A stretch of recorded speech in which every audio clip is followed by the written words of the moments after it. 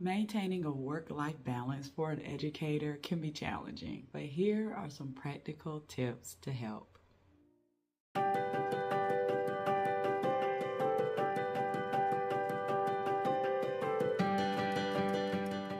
Well, hello, wonderful educators. It's Jill Waters, your Oasis mentor, and today we're talking all about work-life balance. Welcome to Oasis for Teachers.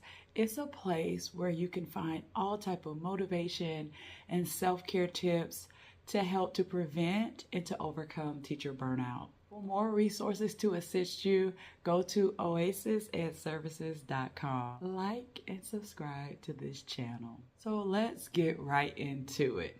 So work-life balance, when I think of that, I think of like a scale. And you're trying to balance things on it. So you have life or your personal life on one hand, you have work on the other, and you're trying to keep it level. And sometimes you have to have a trade-off. You have to take certain things out of one area and certain things out of another area, or you add to one area and you add to another area in order to keep it balanced. It is a juggling or a balancing act, and it takes intentionality to balance it and to make it all work together. Trust me, in my life, it is not always perfect. I don't always do this well, but there are some strategies that you can use to help you better balance your work life and your personal life. Number one, set clear boundaries. Establish clear work hours and stick to them. So know between these hours and these hours, I'm going to work on things for my classroom. Try to start small. Try at least one day a week, not taking your laptop home. Also communicate with your parents and your students about response time to emails and messages. I know in the past, I've had my email messages coming to my phone. I've had my messages from parents, whether it was through Class Dojo or other communication apps that we were using as a district. It was coming to my phone. So sometimes parents would message me at all times of day, all times of night, and they were expecting a quick response. So communicate to your parents that you have these certain hours that you will respond to them, and you have a certain time frame. For example, you can let them know that, hey, I'll respond back to your email within 24 or 48 hours. Number two, prioritize and plan. Use a planner or digital tools to organize lessons, meeting, grading schedules. Prioritize tasks using the 80-20 rule to focus on the most impactful activities. I'll talk more specifically about the 80-20 rule in the next video. But basically the 80-20 rule means you are going to focus on the activities that are the most vital, most important, and that will have the most impact for your classroom. Number three, learn to say no. And I know a lot of times we want to be superstars and we want to do all the things. But for the sake of our work-life balance and sanity, sometimes we just have to say no. Avoid overcommitting to extra responsibilities outside of your core teaching duties. Set realistic expectations for yourself. Perfection is not required for an educator. Perfection is not required, period, nor is it obtainable. Number four, maximize efficiency. There are so many different digital tools that we have today that can help you to maximize efficiency, that will help you to save time. You can use templates and automation for frequent communications. Also, guys, I love ChatGPT. I'll often use ChatGPT and I'll put in, for example, I need an email response to a parent about such and such subject. ChatGPT will give me the subject of the email. It will give me a beautifully written message to the parent. I can tweak it however I want to tweak it, but I can, for the most part, copy and paste, send, and done. You can also use ChatGPT or other AI tools to make assignments and assessments for your students. Also, guys, you can batch similar tasks together to save time. For example, grading all of your tests at one time in a certain part of the week or on a certain day.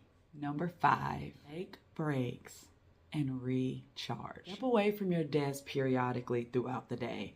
I love doing this. Whether it's in the classroom, I step away and I'm walking in the classroom, or when I take my students to specials or to lunch, or at the beginning of the day or the end of the day, or during recess, just taking a walk. It helps to recharge and to refresh my energy.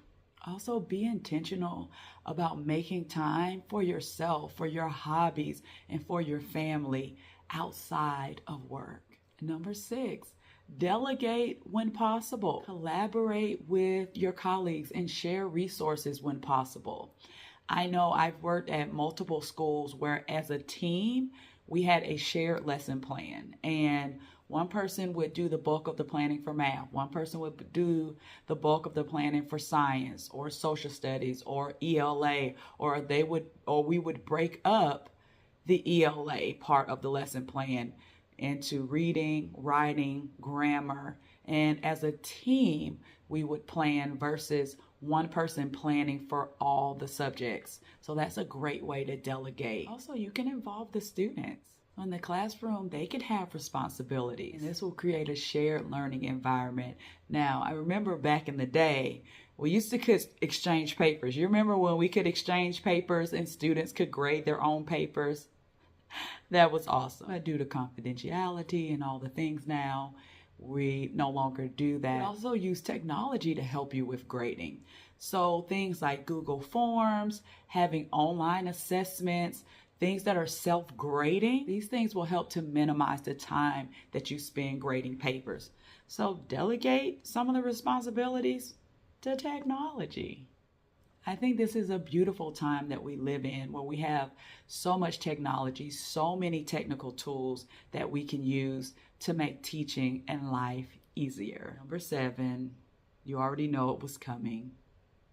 Prioritize self-care. Make sure you are getting enough sleep, you're eating healthy food, and you're exercising. Make sure you're spending personal time every day doing something that you love, and schedule it and make it a priority the same way you schedule your professional obligations. And last but not least, try to separate your work and your home life. If you're working from home, create a designated workspace that you can leave when you're finished working. Not to work on things from your classroom or at work, in your bed, or in the same place where you're going to try to relax or sleep. If at all possible, create your own workspace. Avoid checking work emails late at night or on the weekends. Sometimes you just have to set this boundary for yourself.